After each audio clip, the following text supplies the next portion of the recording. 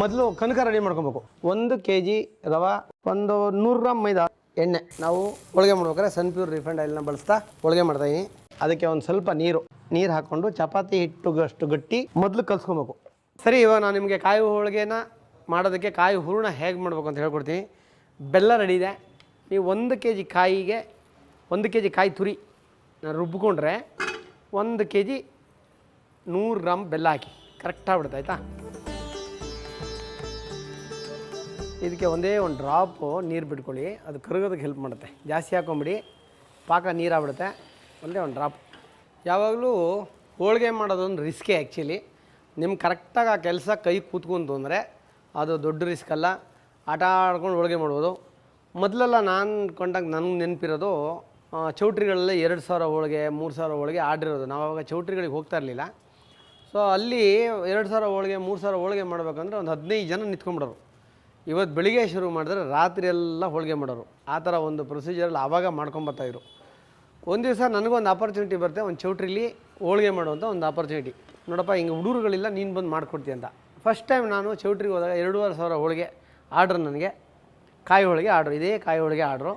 ನಾನು ಹೋದವನು ಏನು ಮಾಡಿದೆ, 3 ಅವರಲ್ಲಿ ಎಲ್ಲ ಹೂರಣ ಗಿರಣ ಎಲ್ಲ ರೆಡಿ ಮಾಡಿ ಇನ್ನೂ ಒಂದು 5 ಅವರಲ್ಲಿ ಎಲ್ಲ ಹೋಳಿಗೆನೂ ಮುಗಿಸ್ಬಿಟ್ಟು ಹೊರಟುಬಿಟ್ಟಿದ್ದೆ. ಅವ್ರಿಗೆ ಆಶ್ಚರ್ಯ ಆಗೋಯ್ತು.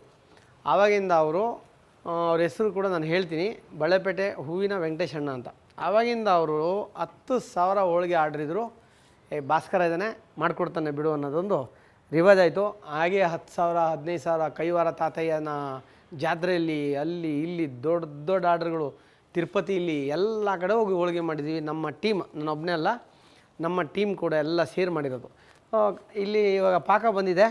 ನಾನು ಇದಕ್ಕೆ ತೆಂಗಿನಕಾಯಿ ತುರಿದುಬಿಟ್ಟು ರುಬ್ಕೊಂಡಿದ್ದೀನಿ.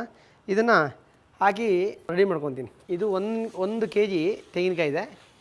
ಇದಕ್ಕೆ ಹಾಕ್ಕೊಂಡಿದ್ದೀನಿ ನೋಡಿ. ಕಾಯಿ ಬೆಲ್ಲ, ಆ ಸ್ವೀಟ್ ಮಜಾನೇ ಬೇರೆ.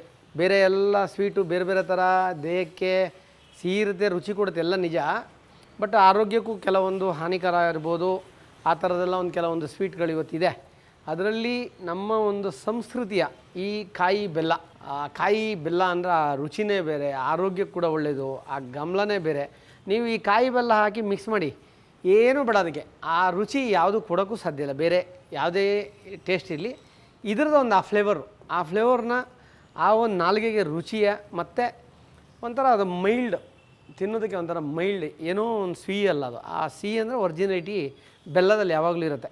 ಇವಾಗ ಹೂರಣಕ್ಕೆ ನಾನು ಹುರಿದಿರೋ ಚಿರೋಟಿ ರವೆ ಸ್ವಲ್ಪ ಹಾಕ್ತೀನಿ. ಇದಕ್ಕೆ 1 kg ಹೂರಣಕ್ಕೆ ಒಂದು 100 ಗ್ರಾಮ್ ಚಿರೋಟಿ ರವೆ ಅಷ್ಟು ಸಾಕಾಗುತ್ತೆ. ಆಯಿತಾ? 100ರಿಂದ 150 ಗ್ರಾಮ್ ಹಾಕಿ, ಪರವಾಗಿಲ್ಲ, ಏನಾಗಲ್ಲ ಅದು.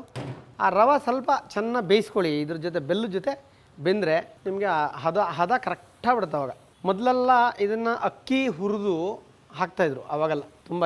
ಇವಾಗ ಚಿರೋಟಿ ರವೆ ಅದು ರೈಸ್ ಅಲ್ವಾ, ಅದನ್ನು ಹಾಕಿ ಮಾಡುವಂಥದ್ದು. ಹೂರಣ ರೆಡಿ ಆಯಿತು. ಒಲೆ ಆಫ್ ಮಾಡಿ ಇದಕ್ಕೆ ಒಳ್ಳೆ ಏಲಕ್ಕಿ ಗಮಲ ಕೊಡೋಣ. 1 ಸ್ಪೂನು ಇಲಾಚಿ, 1-1.5 ಸ್ಪೂನ್ ಇಲಾಚಿ ಹಾಕಿ ಚೆನ್ನಾಗಿ ಮಿಕ್ಸ್ ಮಾಡಿ. ಸೂಪರ್ ರೆಡಿಯಾಗಿದೆ. ಇದು ತಣ್ಣಗೆ ಆಗ್ತಾ ಇರಲಿ. ಕನಕ ರೆಡಿ ಇದೆ. ಕನಕ ಕಟ್ ಮಾಡ್ಕೊತೀನಿ. ಕಟ್ ಮಾಡಿಕೊಂಡು ನಾವು ಹದ ಎಲ್ಲ ಮಾಡಿಕೊಂಡು ರೆಡಿ ಮಾಡ್ಕೊಳ್ಳೋಣ.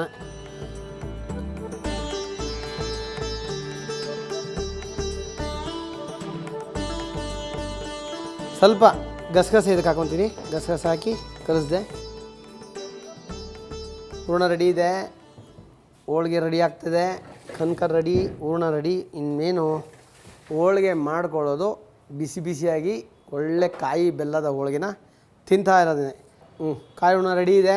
ತುಂಬ್ಕೊತೀನಿ ನೋಡಿ. ಈ ಥರ ತುಂಬ್ಕೊಳ್ಳಿ, ನೀಟಾಗಿ ತುಂಬಬೇಕು. ಆಮೇಲೆ ಈ ಪ್ಯಾಕಿಂಗ್ ಇದೆಯಲ್ಲ, ಪ್ಯಾಕಿಂಗ್ ಮಾತ್ರ ಹೂರಣ ಎಲ್ಲೂ ಸಿಗಬಾರ್ದು. ಆ ಪ್ಯಾಕಿಂಗಲ್ಲಿ ಆ ಹೂರಣ ಸಿಕ್ಕಿದ್ರೆ ಪ್ಯಾಕಿಂಗ್ ಕಿತ್ಕೊಳುತ್ತೆ ಹೋಳಿಗೆ, ಆವಾಗ ಡ್ಯಾಮೇಜ್ ಆಗೋ ಸಾಧ್ಯತೆ ಇರುತ್ತೆ.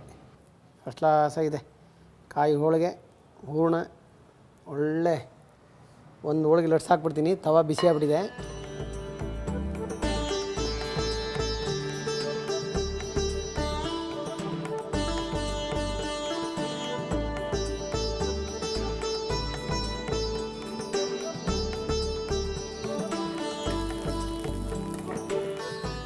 ಒಳ್ಳೆ ಕಾಯಿ, ಒಳ್ಳೆ ಬೆಲ್ಲ ಹಾಕಿ ಒಂದು ಒಳ್ಳೆ ಹೋಳಿಗೆ ಮಾಡಿದ್ದೀನಿ. ಇದು ನಮ್ಮ ಕಾಯಿ ಹೋಳಿಗೆ ಸಾಧಾರಣವಾಗಿ ಗಣಪತಿ ಹಬ್ಬದ ಟೈಮಲ್ಲಿ ಜಾಸ್ತಿ ಬಳಸ್ತಾರೆ. ಯುಗಾದಿ ಹಬ್ಬ ಇದಕ್ಕೆಲ್ಲ ಹೋಳಿಗೆ, ಬೇಳೆ ಹೋಳಿಗೆ ಜಾಸ್ತಿ. ಈ ಗಣಪತಿ ಹಬ್ಬ ಬಂದರೆ ಸ್ವಲ್ಪ ಕಾಯಿ ಹೋಳಿಗೆ ಜನ ಜಾಸ್ತಿ ಇಷ್ಟಪಡ್ತಾರೆ. ಗಣಪತಿಗೆ ತೆಂಗಿನಕಾಯಿ ಅಂದರೆ ಇಷ್ಟ ನೋಡಿ. ಆ ಟೈಮಲ್ಲಿ ಕಾಯಿ ಹೋಳಿಗೆ ಜಾಸ್ತಿ ಮಾಡ್ತಾರೆ. ಕಾಯಿ ಬೆಲ್ಲದ ಹೋಳಿಗೆ, ಇಲಾಚಿ ಅದ್ರ ಜೊತೆ ಗಸಗಸೆ ಇದೆಲ್ಲ ಹಾಕಿ ಮಾಡಿರೋದು. ಇದಕ್ಕೊಂದು ಒಳ್ಳೆ ತುಪ್ಪ. ಆ ತುಪ್ಪ ಇದ್ರೇ ಹೋಳಿಗೆ ಅಂದಮೇಲೆ ತುಪ್ಪ ಇರಲೇಬೇಕು. ಆ ತುಪ್ಪ ಇದ್ದರೆ ಮಜಾ.